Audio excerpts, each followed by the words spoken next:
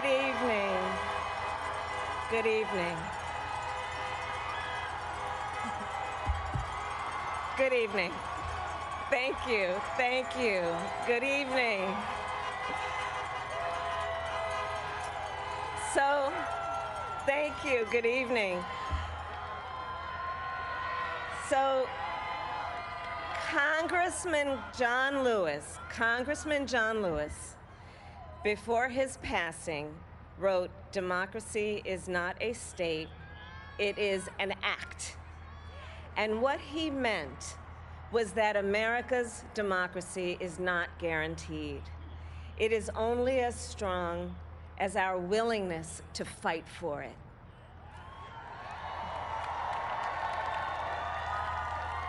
To guard it and never take it for granted. And protecting our democracy takes struggle, it takes sacrifice, but there is joy in it, and there is progress, because we, the people, have the power to build a better future.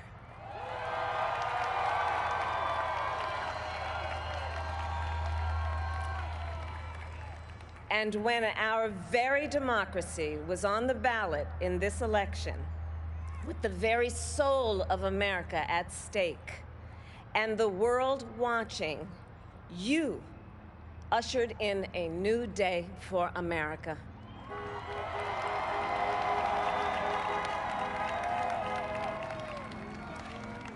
To our campaign staff and volunteers, this extraordinary team, thank you for bringing more people than ever before into the democratic process. And for making this victory possible. To the poll workers and election officials across our country who have worked tirelessly to make sure every vote is counted, our nation owes you a debt of gratitude.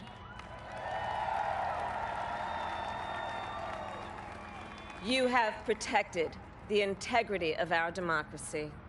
And to the American people who make up our beautiful country, thank you for turning out in record numbers to make your voices heard.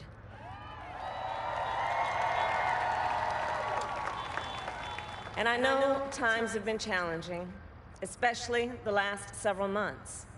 The grief, sorrow, and pain, the worries and the struggles.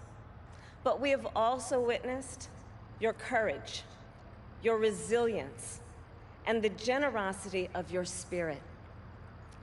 For 4 years, you marched and organized for equality and justice, for our lives and for our planet. And then you voted.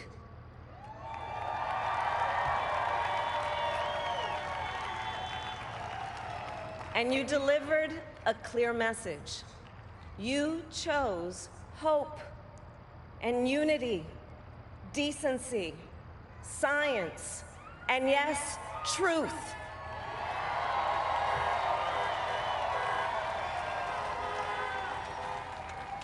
You chose Joe Biden as the next president of the United States of America.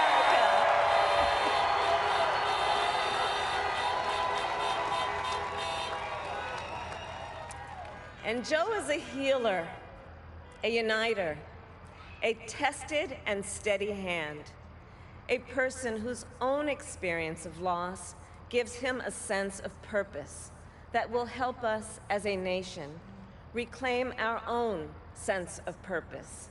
And a man with a big heart who loves with abandon. It's his love for Jill, who will be an incredible First Lady.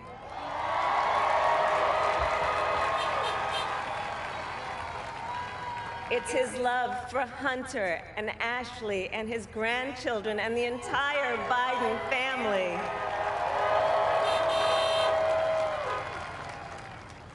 And while I first knew Joe as vice president, I really got to know him as the father who loved Beau, my dear friend who we remember here today. and to my husband, Doug,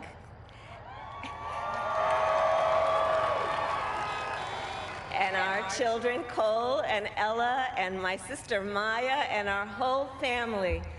I love you all more than I can ever express.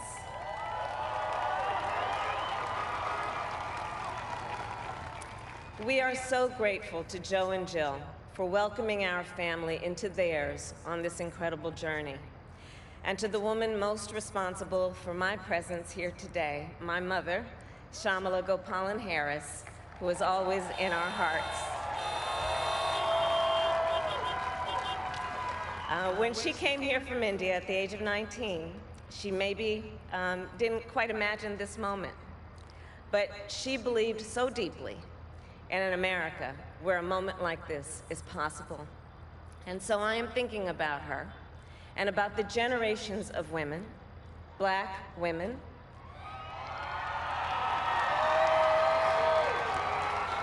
Asian, white, Latina, Native American women, who throughout our nation's history have paved the way for this moment tonight.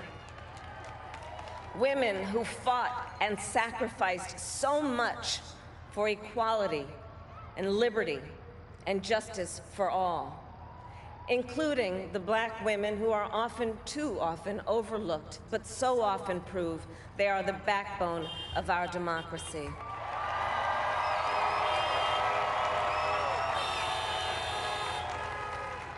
All the women who have worked to secure and protect the right to vote for over a century, 100 years ago with the 19th Amendment, 55 years ago with the Voting Rights Act, and now in 2020 with a new generation of women in our country who cast their ballots and continued the fight for their fundamental right to vote and be heard.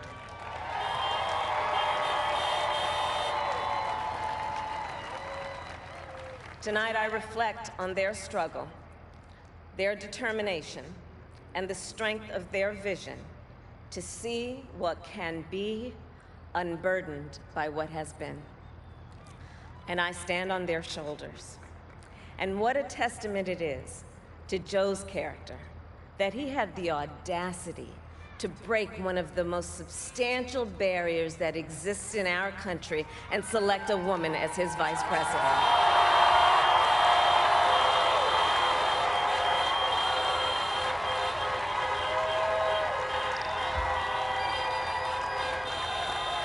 But while I may be the first woman in this office, I will not be the last.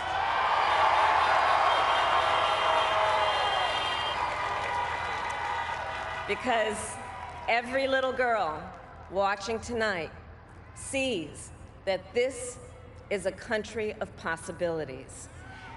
And to the children of our country, regardless of your gender, our country has sent you a clear message. Dream with ambition, lead with conviction, and see yourselves in a way that others may not, simply because they've never seen it before. But know that we will applaud you every step of the way.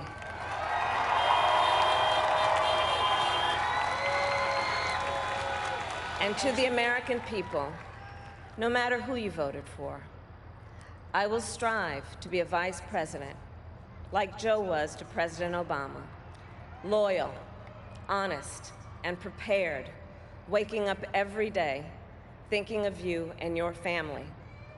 Because now is when the real work begins, the hard work, the necessary work, the good work, the essential work to save lives and beat this epidemic, to rebuild our economy so it works for working people, to root out systemic racism in our justice system and society, to combat the climate crisis, to unite our country and heal the soul of our nation.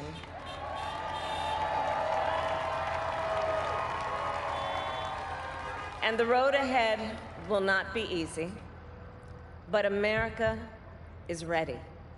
And so are Joe and I.